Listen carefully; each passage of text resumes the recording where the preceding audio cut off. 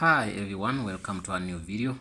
Today we're going to show you how to connect or install your printer, an HP printer to 3027, something like that. Let me get you first here.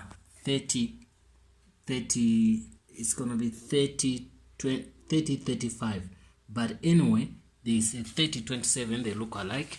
Also, maybe this trick can work on each and every printer which is HP, and most cases I would say each and every printer, but now we're gonna work on 3027, right? Okay, what we're gonna do, we want our printer to print. What we do is using Linux Ubuntu. What we're gonna do, we're gonna go back on the printer. We put the printer in power, right? Put it in power. Okay, this is the power cable. Once you put it in power, then the next step is to put in the printer. You plug it into your what, you know what, the USB cable. So you get the USB cable for the printer. This is the USB cable for the printer. It goes in here. This is your power cord. So once you put in those two, you put the power one into the plug. You get me? Make sure there's power there. Then after that, you have to switch on the printer. Switch on the printer. That's the button. Each and every printer has a different button, but this printer is primarily slow, right? So if this printer is slow, let's give it some time to come on to be ready and all that. But for meantime, to not waste time, what we're gonna do is we're gonna do what? We're gonna connect this printer cable to our computer first. Okay, the printer cable, I have to get the cable for the printer. Okay, this is the printer cable. You pass it here to the hole. So you plug it in your, see, this is the part which looks up. Plug it into your machine. Once you plug it into your machine, you go down here, you check this. Okay, one thing you have to know, sometimes Ubuntu might have some drivers on it, but if you want everything to work well, make sure your Linux machine is online. So once it's in the internet, once you put in the printer, it's gonna search for the drivers by itself. You don't have to do much of the stuff. Once you go in there, the printer is gonna print. So Ubuntu is gonna help you install that. So let's make sure that the printer is okay. Okay.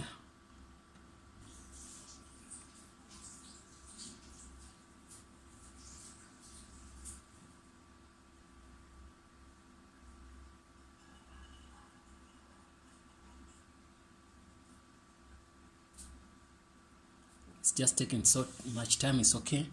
For now, let's go to the machine, to the Ubuntu. Okay, we go to our computer.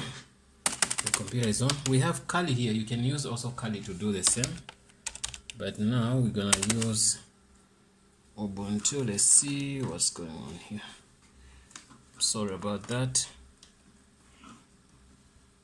Media. Okay, let me get the remote here. I put on HDMI source. Okay, HDMI, say enter. Okay, there's something with the signal stuff. Okay, I think I touched something here. The back of the machine. Okay, put it right. The machine should work now.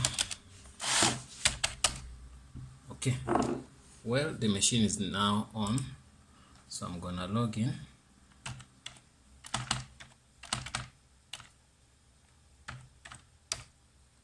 Okay, you see,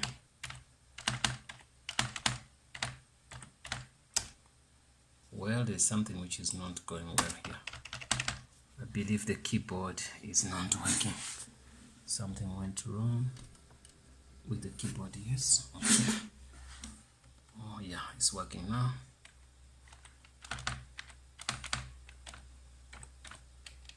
Okay, we enter. Okay, so once we're done with that, we're gonna go and okay, anyway, our machine is okay. You can see the machine is fine, right?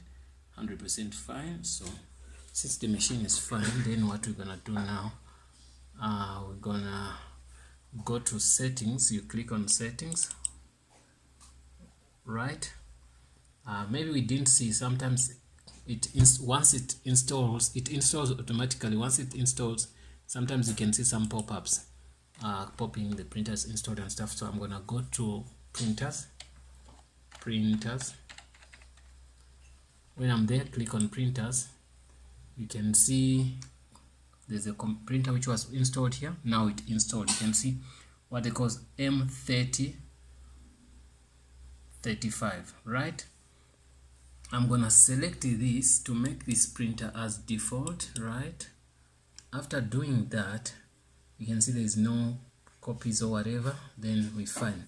But if you don't see that printer, you just click on add here, then you're gonna add a printer. Already this printer is on.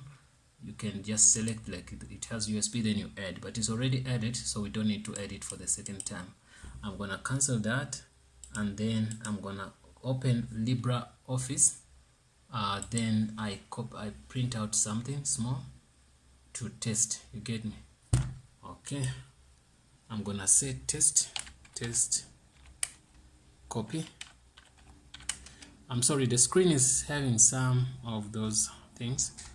Okay, then you're gonna say Control P to print. You can see it selected this printer. Why? Because it's I put it on default. Once I say okay, then it's gonna print.